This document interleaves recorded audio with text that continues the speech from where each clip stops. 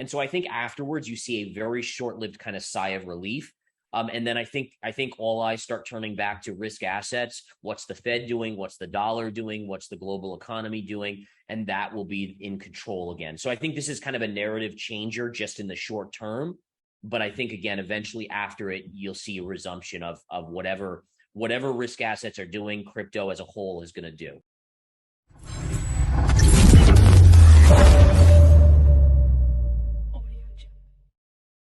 The dollar has a few things working towards it or working for it. Number one, the Federal Reserve has talked the most hawkish game. We saw Jackson Hole's comments from Jerome Powell. We've seen, him coming out continually and just being super, super hawkish. We're going to raise interest rates as much as we need to. And what that does is it strengthens the dollar because as expectations for higher interest rates. So basically when interest rates go up, it draws money out of the economy, right? So it sucks money out. So you have less dollars in the economy to be invested or to just in general be used. And that creates it's a supply demand basic mentality of less dollars and equal demand means the price of the dollar must go up. Then you also have the scenarios where you have the risk of Russia with Ukraine, these global geopolitical issues, which historically have had investors rushing into the dollar for safety. So there's that added aspect as well. And then you also have the kind of the economic aspects where we know that Europe is struggling. Their economy is likely going into recession. We have other areas of the world, maybe the whole world, heading towards a global recession. And the same thing, it makes people want to buy the dollar for safety. So, everyone talked, and this is crazy because in 2021, it was all about the demise of the dollar. The dollar's going to collapse. That's why Bitcoin's going to keep going to 100 to 200 to 300, right? 1,000, obviously. But in reality, the dollar has been the best performing asset out there in spite of all that chatter. And again, that's just basically because the dollar is still king on the block. You have yen, they're printing just as much, if not more. Europe is the same thing. The dollar is still the reserve currency of the world. Eventually, I do think Bitcoin becomes a stable store of money, of a way to diversify out of fiat currencies, right?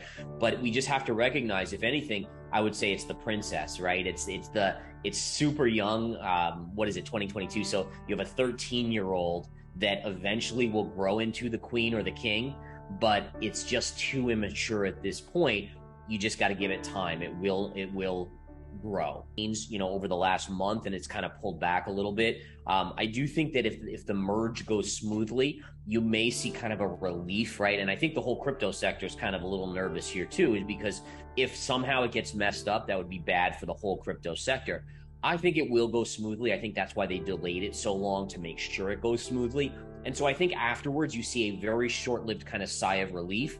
And then I think all eyes start turning back to risk assets. What's the Fed doing? What's the dollar doing? What's the global economy doing? And that will be in control again. So I think this is kind of a narrative changer just in the short term.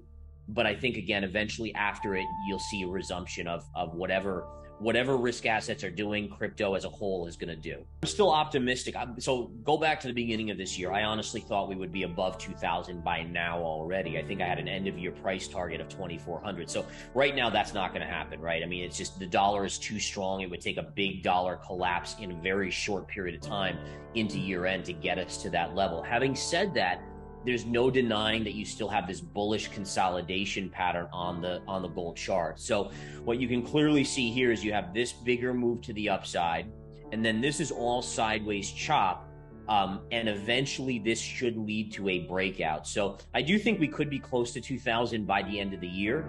I love the fact that this lower level is holding. If the dollar is getting near a high, which I do think it's kind of getting near a major top, then I do think gold will be an outperformer towards the end of the year. It's hard to imagine it getting through this double top high into year end. I think next year it does, but into year end, probably not. So I think, again, close to 2,000 by year end, you still think about, and then look for that bigger breakout next year. And I think that bigger breakout will be accompanied with a realization that the economy has weakened so much, but inflation is still higher than 2%.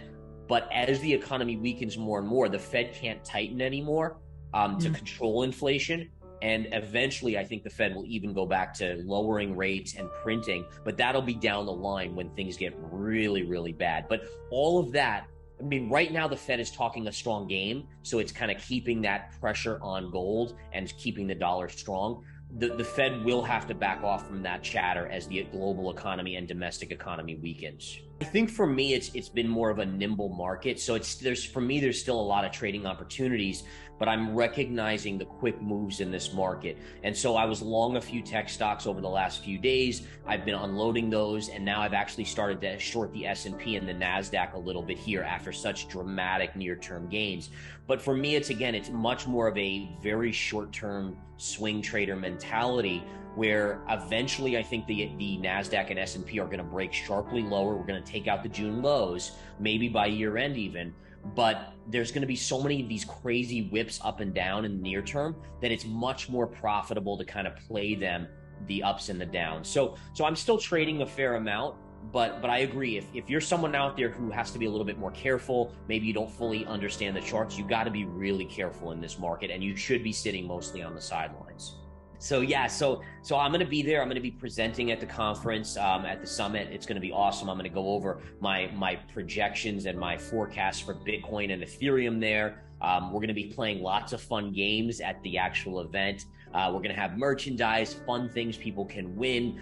I think silver coins even maybe that are going to be, we're going to just have a blast. And I'm so excited to see you there and see the whole team there. And then the best thing of all is this party.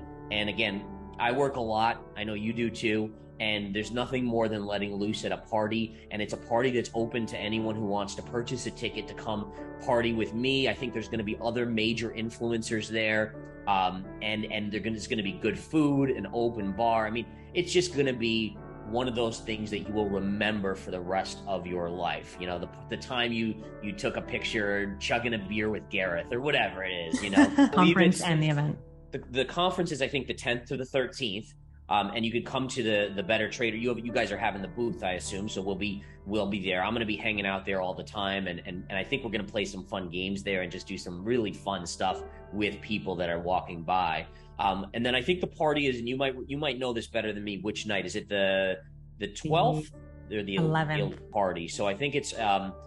We'll have to check on the times. You can look on the website. I think there's a website that you can post below this where they can get all the information. But it's going to be awesome. And again, it's just, I want to reiterate this. It's not just going to be me. It's going to be other major influencers. I don't know if you have a confirmed list yet, if you can drop any names, but over time we will absolutely be, and these are going to be some of the top influencers in the crypto world that we're going to be there hanging out. So you'll get to hang out with them, talk to them, talk to me, and just have a good time and have some drinks. I think one of the things to keep in mind is I believe this is like an exclusive 100 tickets. Basically 100 tickets to this event. So it's not like we're going to be inviting thousands of people. This is like exclusive access to me, to a special party with these other influencers. And you're going to be like one of 100 people that are going to be there. So again, it's super exclusive. Definitely, if you're able to come to Dubai for this, get that ticket ASAP.